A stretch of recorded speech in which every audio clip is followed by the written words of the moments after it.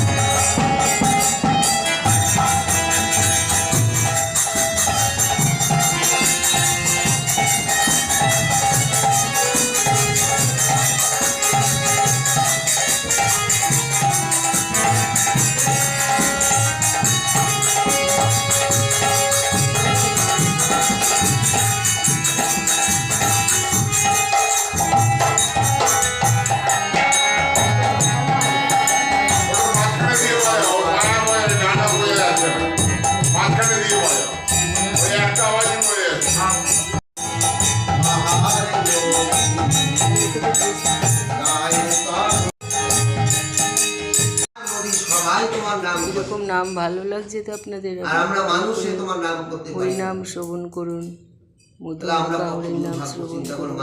নাম করতে পারি না, পশু পাখি তারাও ঠাকুরের নাম করে, কিন্তু আমাদের ওদের ভাষা আমরা বুঝতে পারি না, কিন্তু সৃষ্টিকর্তা সবার ভাষা বুঝতে পারে।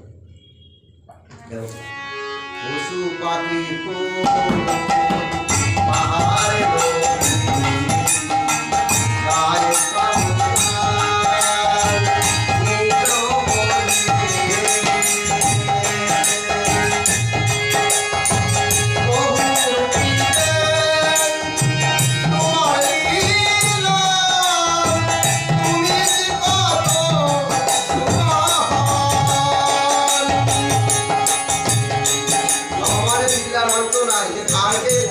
দেখা দেবে কেউ আমরা জানি না, সে সব জায়গায় আছে, সমস্ত জায়গায় ভগবানের সৃষ্টি সব জায়গায় আছে।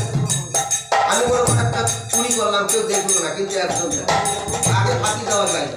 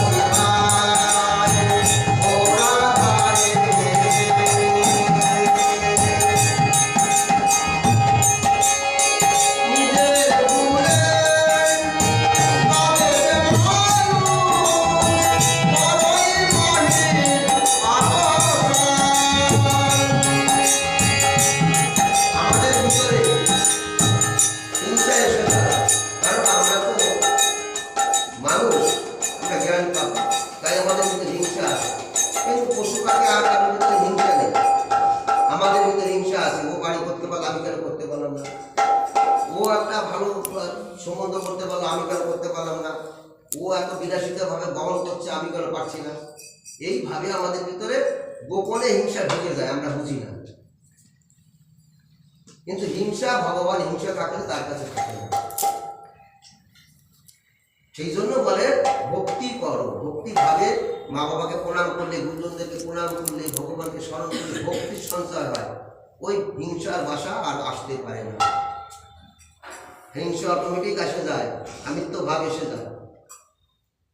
কিন্তু এটা একমাত্র নাম করলে, তাকে স্মরণ করলে এর থেকে রেহাই পাওয়া যায়। তাই বলছি হিংসা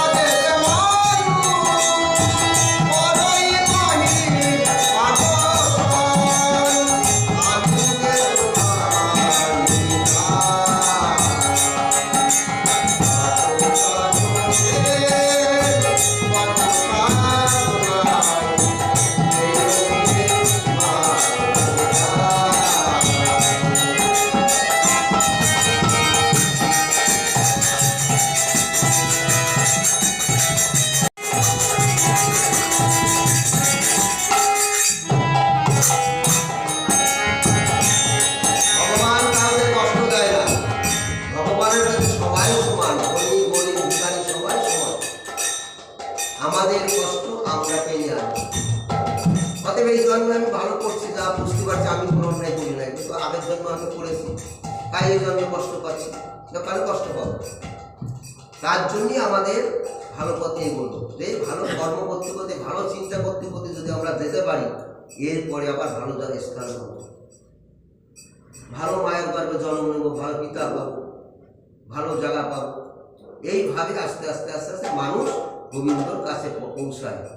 আর একবার গোবিন্দর কাছে পৌঁছাতে তার কোনো দুঃখ কষ্ট তার দ্বারা কিছু থাকে না। তার জন্যই সাধন ভোজন করা, সৎ পথে আসা। প্রত্যেকটা জাতির ধর্ম আছে। আমাদের হিন্দু শাস্ত্রে প্রাপ্ত বয়সে দীক্ষা নিতে হয়, কারণ সদ্গুরু দেখি। কারণ আমরা ভগবানকে কি কথা দিয়ে এসেছি আমাদের কিছু মনে নেই, তাই সদ্গুরু দেখে দীক্ষা নিতে হয়। গুরু শিক্ষা দেয় এই নাম জপ করো, মা বাবাকে ভক্তি করো, এই নিয়ম পালন করো। তার জন্য আমাদের দীক্ষাও নিতে হয়।